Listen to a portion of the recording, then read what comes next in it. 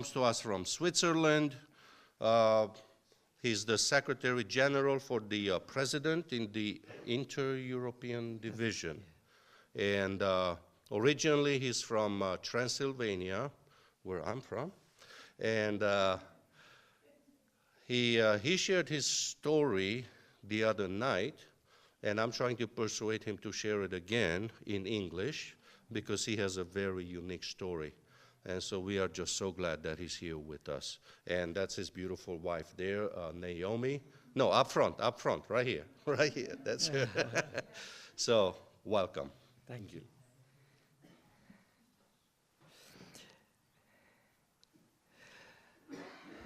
Good evening, everyone. For those who were not able to be with us yesterday, we started to look at some biblical characters and to see how God worked with each one of them in such a way that they had to grow and develop their characters, their relationship with God, their trust in God.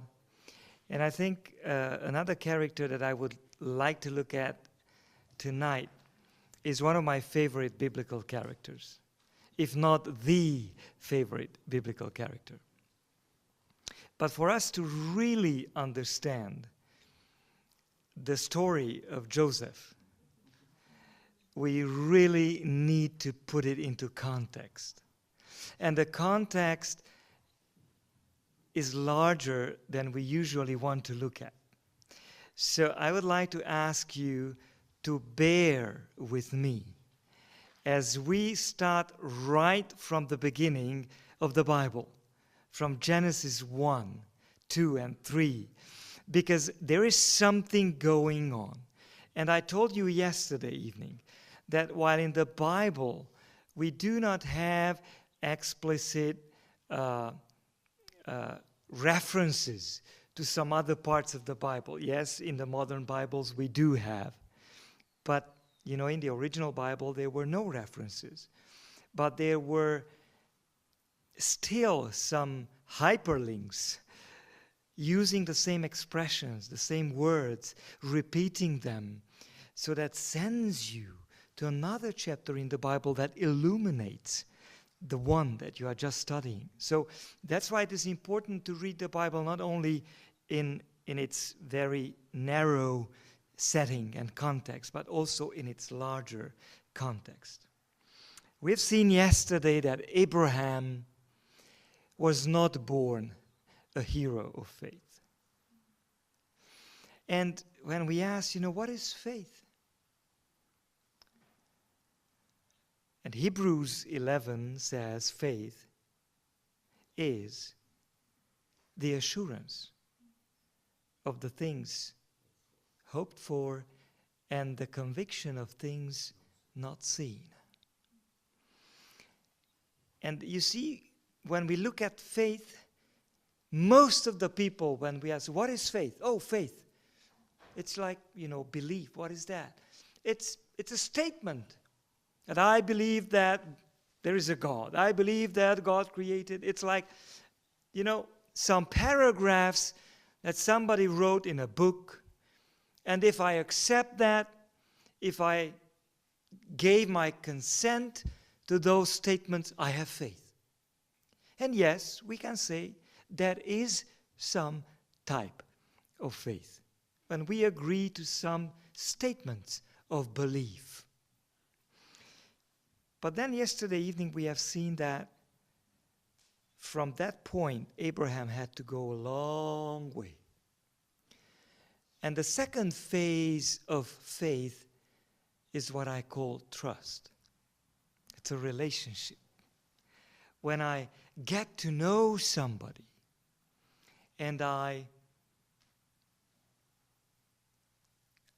can rely on that person.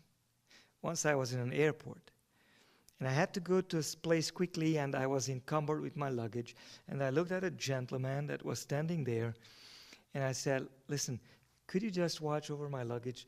I need 2 minutes. He said, of course you can. So I went, I came back, and he looked at me and he said, how did you know you can trust me? We never met. We never changed a single word. You came to me and said, could you? And I said, I'm a pastor. I work with people. And I learned to read people. And I looked at you and I said, this is a trustworthy person. That's not going to take my luggage or anything, I can trust him. And then we had a nice conversation, and then each one of us went on our different ways.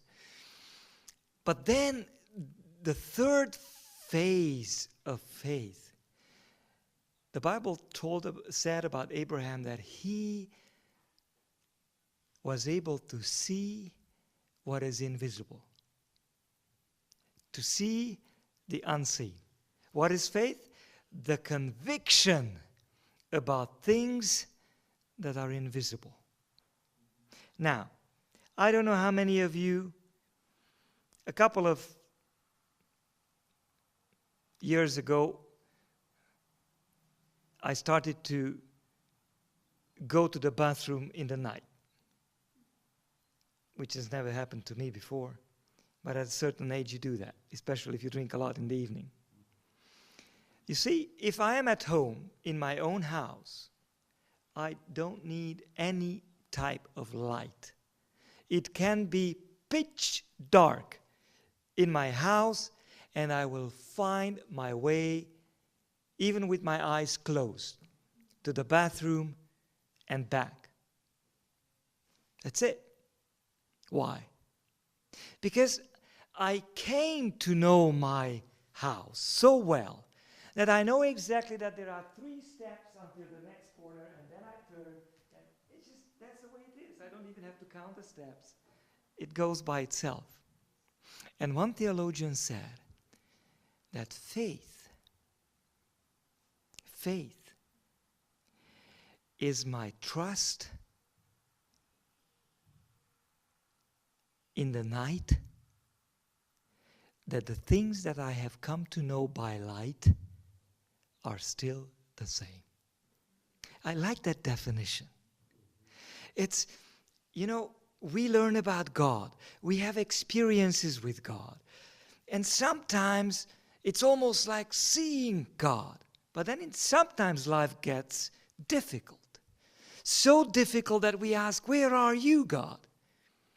And that's when you need the faith that is convinced that the things that he has discovered by light are still there, even if it is pitch dark. And I think that this is what God tries to lead his people to. So I would like to look at the context, and then I will walk you through a little bit, and then we will arrive to the story of Joseph, which you know well, and I don't need to retell the story, but I would like to pinpoint some crucial elements in that story.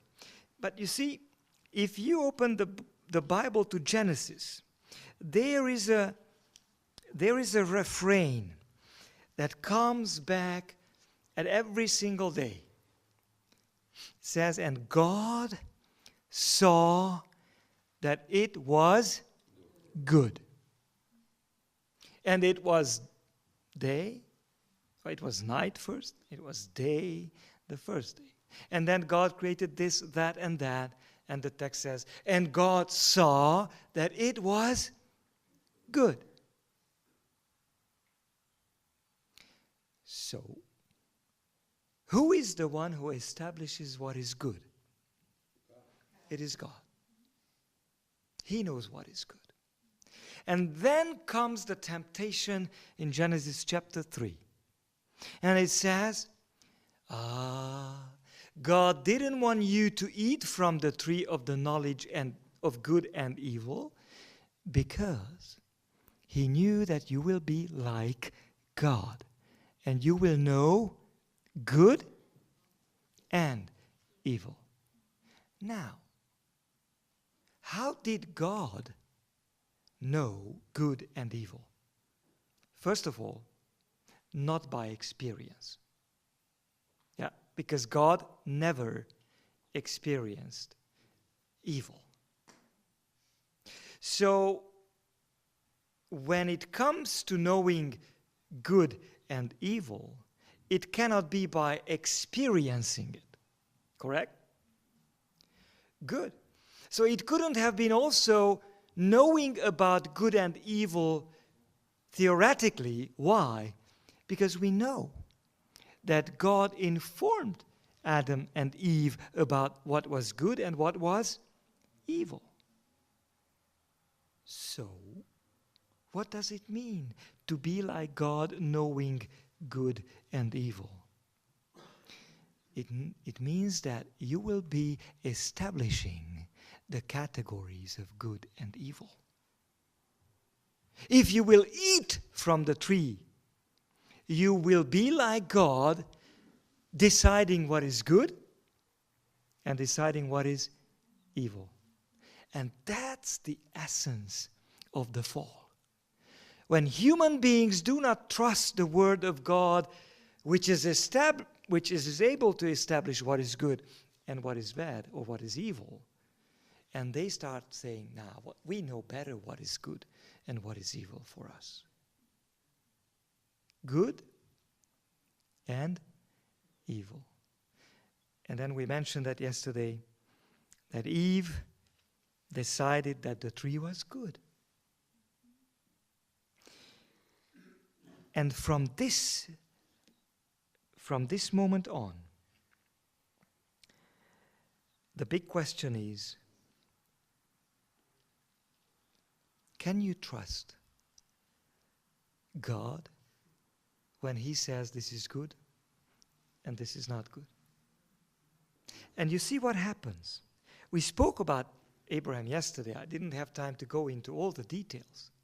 But it's interesting that the story of Abraham is following another story of the flood and the story of Babel. And Genesis chapter 10 is one of the most boring chapters in the Bible, I'm sorry to say so, unless you start really studying it. You know why? Because it's a genealogy. And this man begat this man, and this man, and this man. And then this man begat this man. And by the time you are halfway through, you are asleep. Because these are Hebrew names.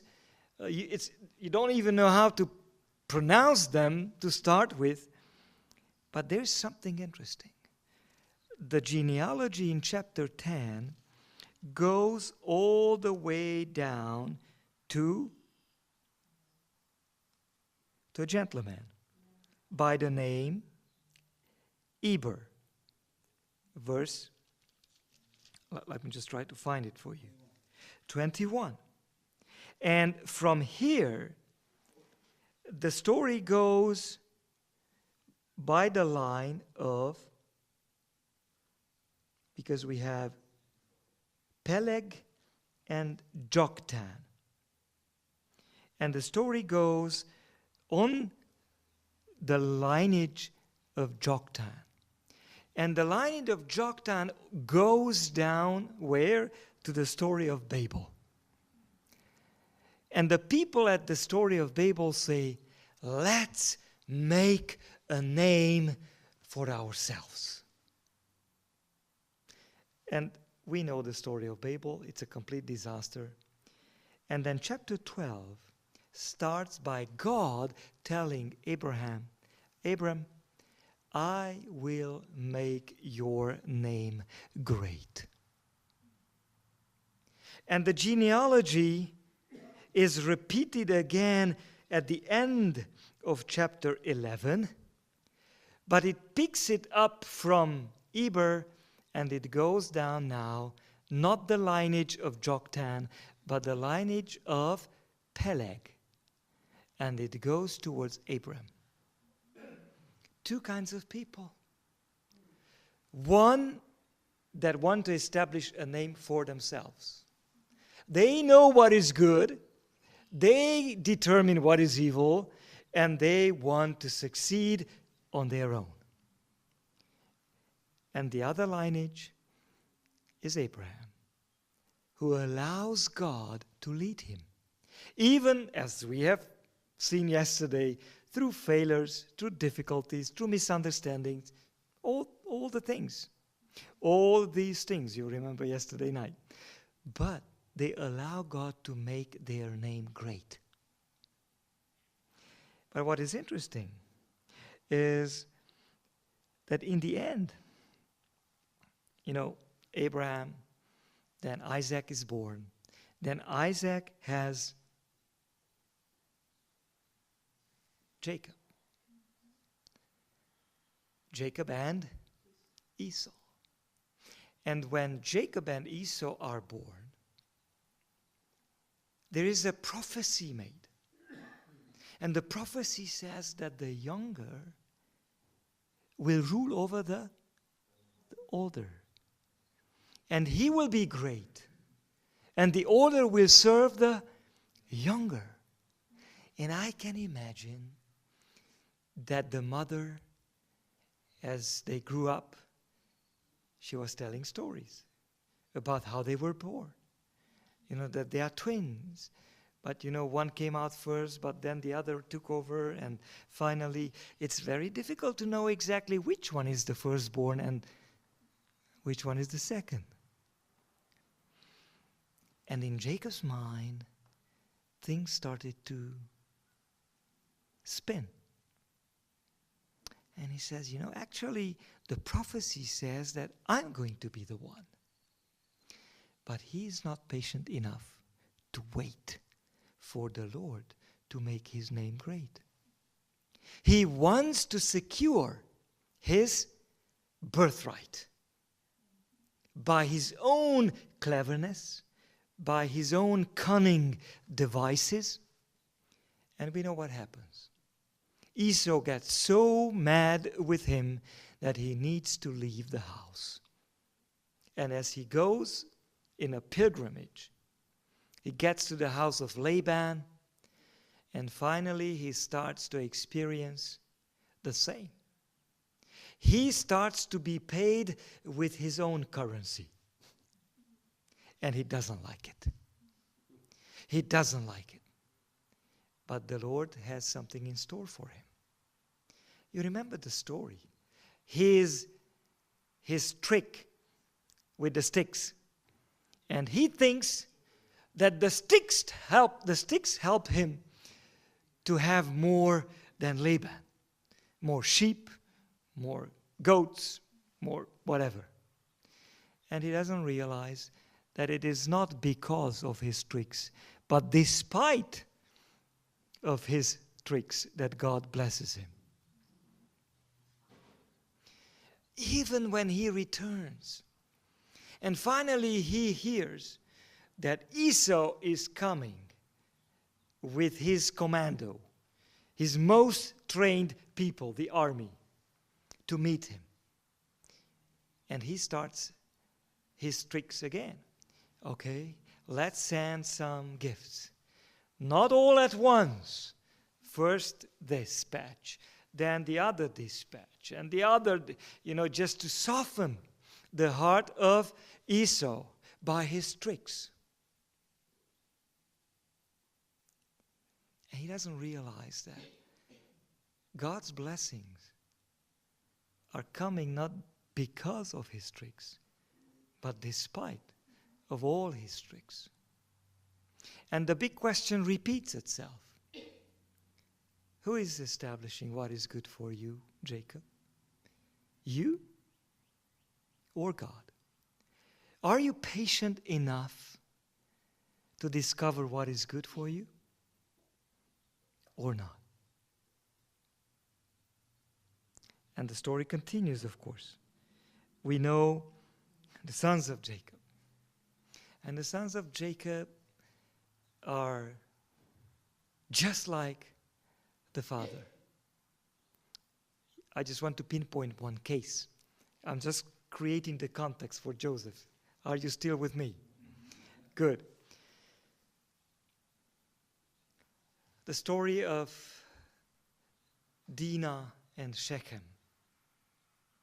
Shechem falls in love. And unfortunately, the way of that society was just like that. First, you take her, and then you can argue that she can be your wife.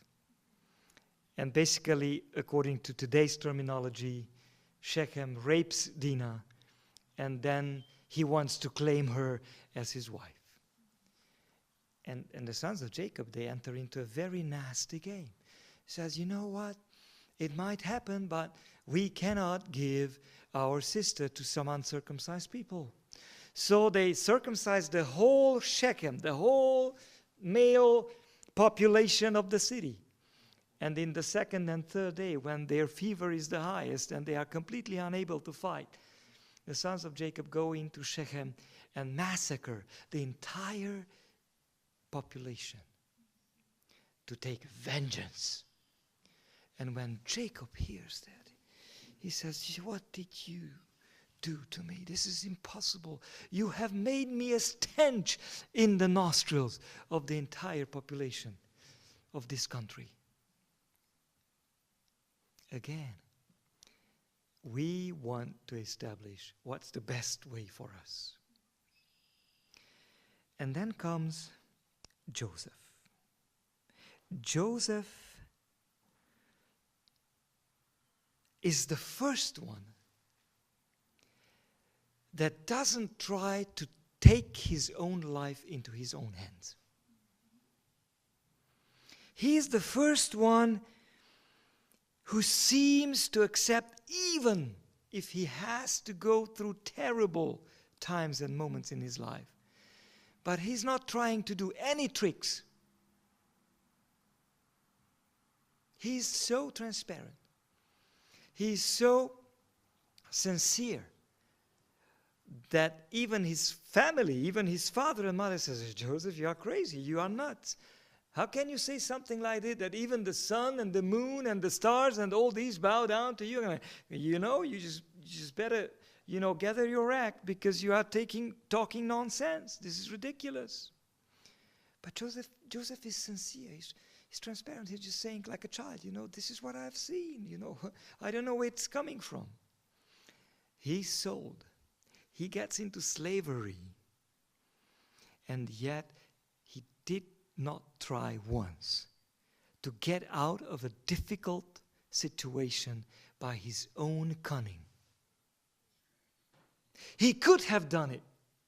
And he could have had a high life in the court of Potiphar, who had seemingly a very attractive, nice wife, much younger than Potiphar himself, who comes to Joseph and says, you can have all you want. You can have all the fun in life you want. But Joseph says, how can I? How can I do something like this against God? And he goes to prison. But he never tries to pave his own way to freedom. You don't see anything. He just stays faithful. And it's interesting that the Bible mentions it several times, that the Lord was with Joseph. Genesis chapter 39 is the first time that we read that. And it tells us, verse 2, the Lord was with Joseph, and he became a successful man, and he was in the house of his Egyptian master. Okay. Then, verse 21, it says, but the Lord was with Joseph, and he showed him steadfast love and gave him favor in the sight of the keeper of the prison. And then verse 23 in the same chapter, the keeper of the prison paid no attention to anything that was in Joseph's charge, because the Lord was with him. And whatever he did, the Lord made it succeed. Not he. If you read about Abraham, tricks. Let's let's say that you are my sister. Let's, you know what? Let's try to get a child from a surrogate mother. Let's, Jacob, with, all kinds of tricks. With the, with the sticks, with the mandragora, with the all kinds of things, Joseph said, no. I will trust in the Lord. The Lord has been good to me during the light. He is with me when it's pitch dark. I know. I don't see him, but he is with me. And this makes Joseph an amazing personality. And when we get to the end of the story, this is context, okay? I'm still describing context to you. But this is very important. You remember how the story ends. When finally the brothers come, the fathers come, and all that, and they tremble in front of Joseph. And Joseph says, don't be afraid. You planned what? Evil. But the Lord turned it to good. Where did we meet these words from the first time? At the very beginning of Genesis. Good, evil. What is good? What is evil? And through the whole book, we see what is good. But it seems that God's people don't see what is good. They try to establish what is good for them. They try to fight for it. They try to do everything possible to get what they think is going to be good for them. And Joseph is the first one that says, no, I resist the temptation to establish what is good for myself. And that's why the Bible says, and the Lord was with Joseph and made him successful. Now, don't be mistaken. Joseph was not idle. Joseph was not sitting with his hands in his lap, waiting for God to act, doing nothing, being a lazy body. No. And this is where I want to, if there is a Bible verse that epitomizes Joseph, this is in the book of Ecclesiastes. The book of Ecclesiastes is very deep, and we don't have time to go into everything, but in Ecclesiastes chapter 9, there is some wisdom here. And I read from verse 10, which says, whatever your hand finds to do, do it with your might. For there is no work or thought or knowledge or wisdom in Sheol to which you are going. But then he says, again, I saw that under the sun, the race is not to the swift, nor the battle to the strong, nor bread to the wise, nor riches to the intelligent, nor favor to those with knowledge, but time and chance happened to them all. Now, if I were to translate the Hebrew text, I would translate it this way. But they all depend on time and luck. I would say we don't believe in luck. Yes, we don't. But the Jews believed in luck. And they believed that luck is in the hands of God. Basically, we can translate it circumstances. Time and circumstances. Because all the time and the circumstances are in the hands of God. So what this text says is this. You have to do whatever your hand finds to do with all your might. But you have to remember, but it's not your effort, it's not your wisdom, it's not your cunning, it's not that guarantees success. Because the race is not to the swift, bread is not to the learned one, respect doesn't go to the one who has knowledge, and the battle is not won by the strong. It all depends on time and circumstances. So you would ask yourself, then why should I bother? Why should I run if the race doesn't go to the swift? Why should I study if the respect doesn't come to the learned? Why should I work hard if the battle is not won by the strong? And I could continue. So why I just sit and wait, and if it happens, it happens, and if it doesn't happen, at least I didn't lose anything. But Joseph doesn't have this mindset. He says, whatever my hand finds to do. And I can imagine the first time Potiphar comes home, and he set this new Hebrew slave to the most menial job. Clean up the stables. And he comes home and he looks at the stables and he says, is this a stable or is this a pharmacy? Who was this guy? He said, this is that new slave that you bought the other day. Ah, okay. Joseph, come to me. You can do more. Do this. And step by step, he comes to a position where he has the whole control of the house of Potiphar. Do you think that Joseph got there by doing nothing? No! He did everything, but he didn't trust what he was doing. He knew that the Lord made him successful. It all depends on time and circumstances. And I could tell you zillions of examples from today's world. How many of you have heard of Andrea Bocelli? Some of you, yeah.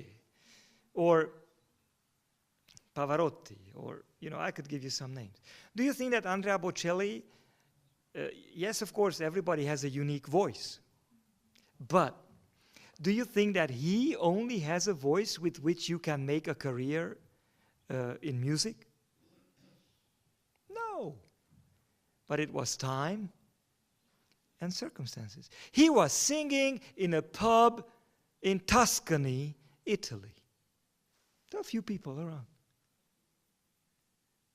And somebody walks into that room with an ear and with a pocket that can make this person world famous. And he says, you know what? You should sing in the Scala, not here in this pub. And he takes him. He says, I will sponsor you. You take some lessons of canto and all that. And then he starts becoming the person that we know today. But do you think he was the only one? No.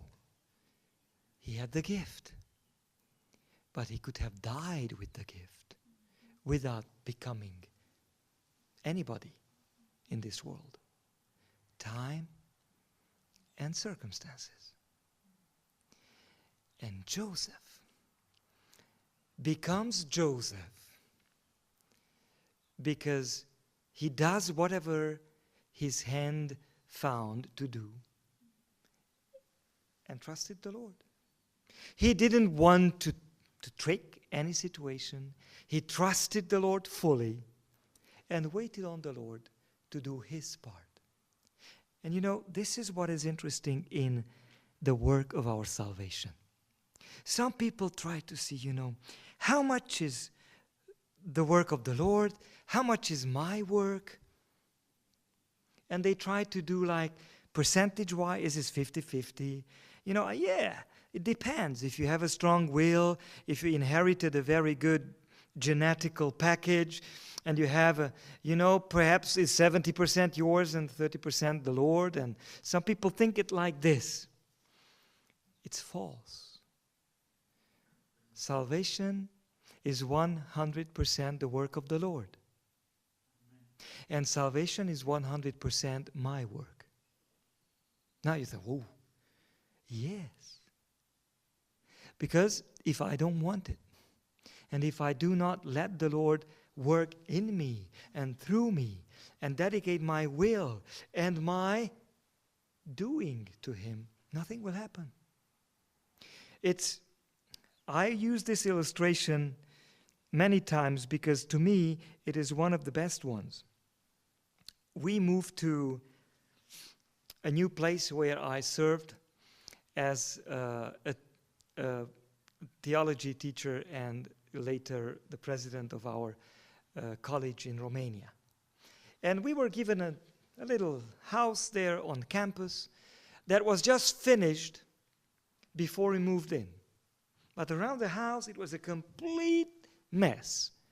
I mean, of course, we moved in February, so they couldn't really, the ground was frozen, they couldn't do anything. But in the spring, as you know, the grass started to grow and the flowers were coming out, I couldn't wait for somebody else to come and arrange, even if it was on campus. So I started on Sundays and when I had some time to arrange around the house. There are huge rocks in the ground, and you had to remove them and then make some nice soil and put some grass, and you know how it is. And Blanca, our daughter, was 3 and something, 3 years and a half or so. And she saw that I was working. She put on her little, I don't know how you call these, the Brits call them gum boots or rubber boots or whatever they call them, Wellingtons and then she came out and said, "Dad, I would like to help you." I had a huge metal bar that I drove into the ground under the rock, and then I had to push to somehow take out the rock from the ground. It was huge. It took 100% of my power and my will and my sweat to get that thing out. But Blanca said, "Dad, let me help you." And she came. And she put her little hands on that huge iron bar and she started to push. And she was sweating as I was sweating, and she was pushing as I was pushing. And finally, we took it out. And with, radiating face, she ran into the house and told the story to my wife, Noemi. Mom, we took out the big rock. Now, do you think I went to my wife and made a sign with my eyes and said, basically it was me? No. As a father, I was so delighted, so proud that I could do it together with my 3.5 years old daughter, because that was time of bonding. And we can remember still. She does remember. She was too small to remember. But we do remember. Now, how much did I put into that? 100%. How much did she put in? 100%, I can tell you. Now, do you think I couldn't have done it alone? I could have done it alone, no problem. But do you think it would have been a safe experience for her? Never. And I think this is the secret of Joseph. Joseph realizes that he cannot establish what is good, because we don't know. I don't know if you remember, this is a story that happened, and it was told and retold, and probably you heard it, but I think it bears repeating. In a little village, one day, a very poor family. They don't understand, but in their backyard, whatever it was, next morning there's a Mustang, the horse. And they were so poor that they said, okay, let's tame this horse. And we have a horse at least that pulls the cart and helps us to do our farm work and all that. All the village said, what a luck. And then some days, they work and they do. The Mustang disappears as it appeared. And they say, whoa, what a misfortune. It's gone. 3 days later, the Mustang comes back with about 7, 8 other Mustangs. He liked it there. So he went, and I don't know how, he brought his friends. So they started to tame all these Mustangs, But the problem is that the boy from the house, He was 20 or 19 or something. In this exercise, he falls off the horse and breaks his leg. Now, when the horse came back with 7, 8 other Mustangs, they said, what a luck. When he falls off the horse, what do you think the villagers said? What a bad luck, what a misfortune. But then, a few days later, authorities come because the Civil War started in here, the United States. And they were recruiting all the young and the able to go to war, to fight. He had broken legs, said, you stay at home. What do you think the people said? What a luck. You know, for me this story illustrates the fact, do we know what is good? You remember yesterday evening, I think it was the Hungarian group. Now I spoke too much yesterday. But good has to be seen in the light of eternity. We are not able to establish what is good for us. Because we will only understand what is good, when we look backwards. Somebody said, providence is like Hebrew script. It can only be understood if you read it backwards. The Hebrew script is from right to left. And there is some truth in that. We can only understand our lives if we look backwards. And when Joseph turns his eyes backwards, he said, you planned evil, but the Lord turned it to good. And that made him a type, a prefiguration, a symbol for Christ. Because Christ, when he came, he didn't want to establish what was good for him. Ellen White says that each and every morning he laid down his plans into God's hands and said, Lord, you know what is good. Lead me. And do you think that when he went to Gethsemane and sweat blood, he thought that it was good? Do you think when he was crowned, when he was flogged, when he was nailed to that cross, it felt good? It seemed good? No, not at all. And what if he didn't trust God that what he was going through is going to bring good? That's why Joseph is a symbol of Christ. Is the first character in the Bible that gets to this stage in his life and is able to say, you planned evil, but the Lord turned it to good. Oh yes, Satan, humanity, they planned evil against Christ. But God, in his eternal wisdom and love, turned it to good. So when we go through difficult times in life, we sometimes say, bad luck. Think twice, because we never know the full story yet. We never know how the story is going to end. I mean, we know the very end, but we don't know quite yet how we are going to get there. But we can trust, because faith is more than an affirmation of some beliefs. Faith is trust. It's a personal relationship, and that needs to grow until we are so familiar with the Lord as with our own house by night, that we know that even if it's pitch dark, He is still there. And He is the same person that we have come to know by light. Amen.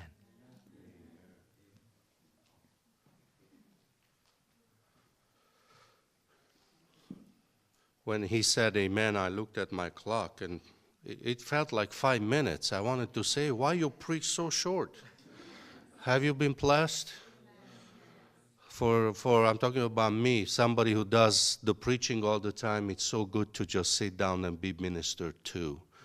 That was a blessing. Aren't you glad you came tonight? So time and circumstance. Can we kneel and pray about that? And realize how God wants to lead us and do the best for us in all the situations? Let's kneel. And whoever wants to pray, let's talk to our God.